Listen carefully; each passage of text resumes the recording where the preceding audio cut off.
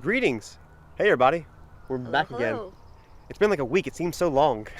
But at the Lakeview Cemetery here in Seattle, a lot of famous founding fathers and individuals who started the city are buried here. Even people who passed away as of more recent, or as of more late. That makes more sense.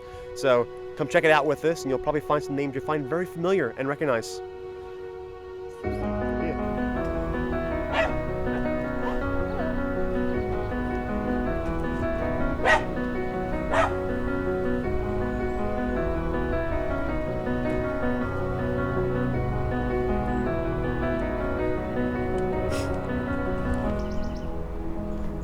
So, you have Arthur Denny here. Arthur Denny, the founder of Seattle, came out here in 1851. I think from Illinois to around Portland or somewhere in Oregon. Sent his brother up here on a ship to check out the area, and the area, he said, was pretty good. So him and his party, known as the Denny Party, I believe, made their way up here, and in 1851 landed on the shores of Alki Beach. And the rest is history, of course. But Arthur Denny's grave is where he lies.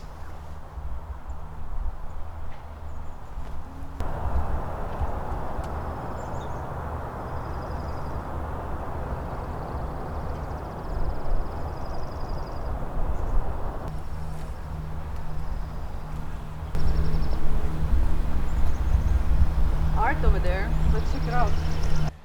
Behind me, or us, is the monument or the grave of the Stone family. If you're from Seattle, you may have heard of Stone Way, Stone Avenue North, and he was the mayor, I believe, in 1872. Let's check it out. Stone.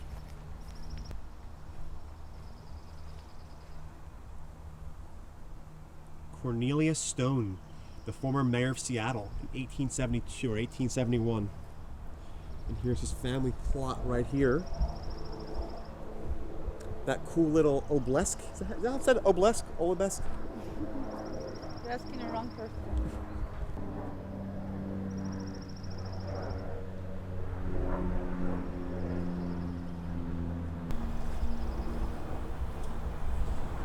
On this Memorial Day right here, or it's the weekend, American flag in full honor. And, oh, Leary. Oh, ferry. Never mind. Leary and ferry, so probably like Leary Way. We keep finding some of the leaders of Seattle here. It's an impressive cross over here, huh? It's a large cross right there. I guess it's two families, Leary and Ferry. I don't know if Ferry got any respect in the city, but By the crust, I would say he got a lot of respect. I think it's John Leary right here, which makes sense. The dates match up.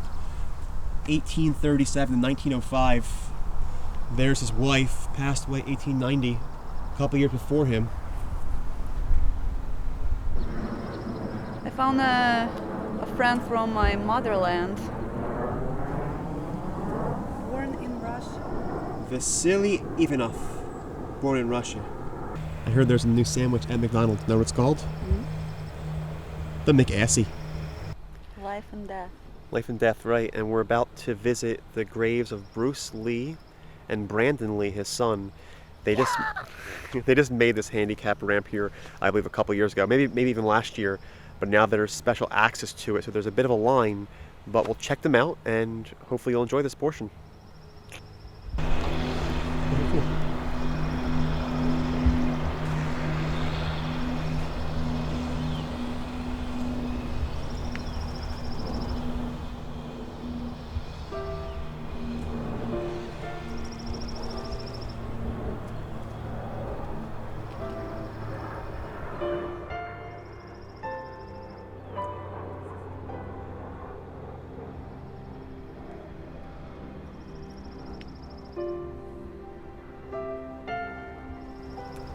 Because we don't know when we will die, we get to think of life in an exhaustible wheel, yet everything happens a certain number of times, and a very small number.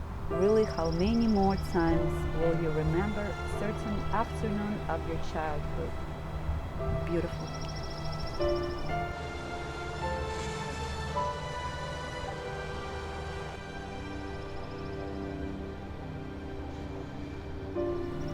this poor person died a couple hundred years ago, but today, May 28th. What a coincidence. I think it's a Masonic. I might be wrong. Thomas. Yeah, is that some kind of Masonic thing, we believe? Wild guess? Wild guess, we'll hope for the best.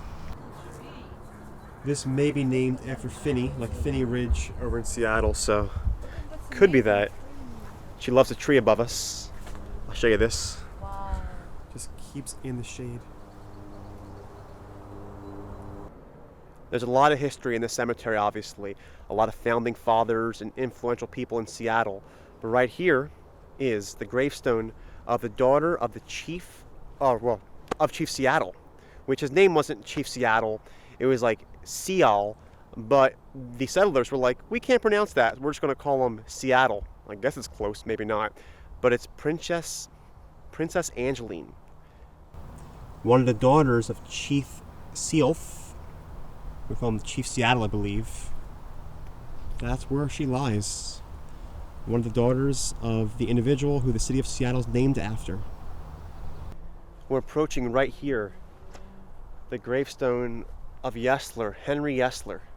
He died in 1892. Now, Henry Yesler, right behind me, it's a pretty awesome looking gravestone site here, was one of the mayors of Seattle, I believe, and one of the individuals who moved out here who was a great uniter between the Native American populations and the settlers.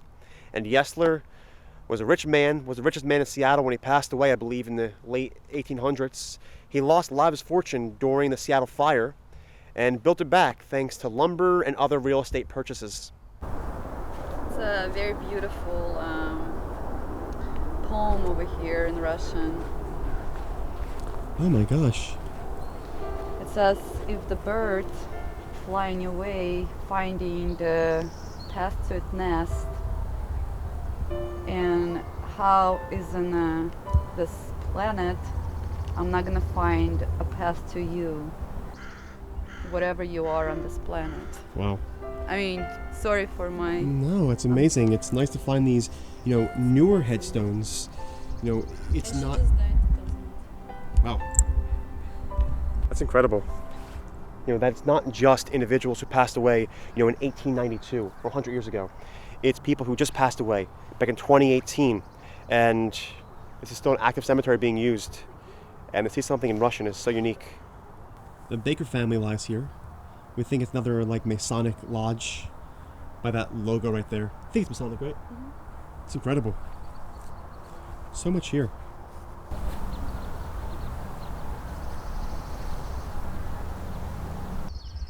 Oh, 1 year old. Yes, it's an infant's grave right there. It's pretty wild. But I guess, obviously there's graves of all types. But yeah, we're in an area right now that isn't as fancy. There's smaller headstones, but gorgeous still. So Natasha said, oh my gosh, this person's name is Mayo. Not ketchup, but Mayo turns out to be a Civil War veteran. H.L. Mayo. That's pretty good to live that long a life in that time to survive the war. And he fought in the war when he was, in his late 20s. There was a monument for Civil War soldiers, but it got toppled down last summer.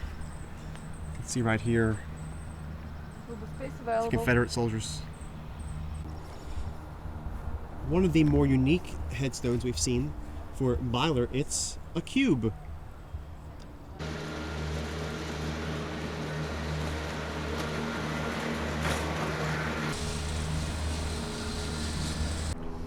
We found another Russian Uzbeki gravestone, and it's so detailed, which I think is amazing.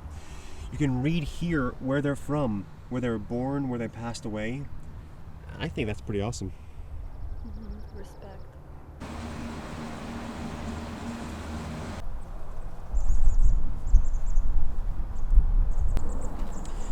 Of course, Seattle has a large Asian population, and represent here as well.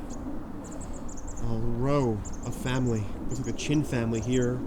Some gravestones have pictures, which is pretty awesome. Here's Kwong and Louis Chin right here. Whole row. Family. Oh, died in the year I was born. Then we have headstones like this, where there's obviously people visiting. Somebody left a little dragon over here, but Burton's still alive, so Mary's waiting for him. So yeah, Burton's still alive here, and it looks like the wife's waiting for the husband. Romantic. It's a unique looking headstone here. It's held up on brass. Is that brass? It's like a lion. Watson. Look at that. Harry Watson. So unique. Finally found one of the last headstones or graves we wanted to find today.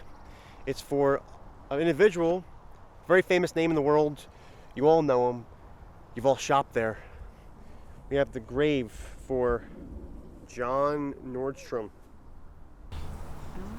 Hilda, yep. Hilda is very Swedish name. Hilda, yeah. The grave of John and Hilda Nordstrom. So. You don't get sales over here. That's actually where that purse is from. Bought it from Nordstrom. A gift from my loving husband. She's sweet and kind.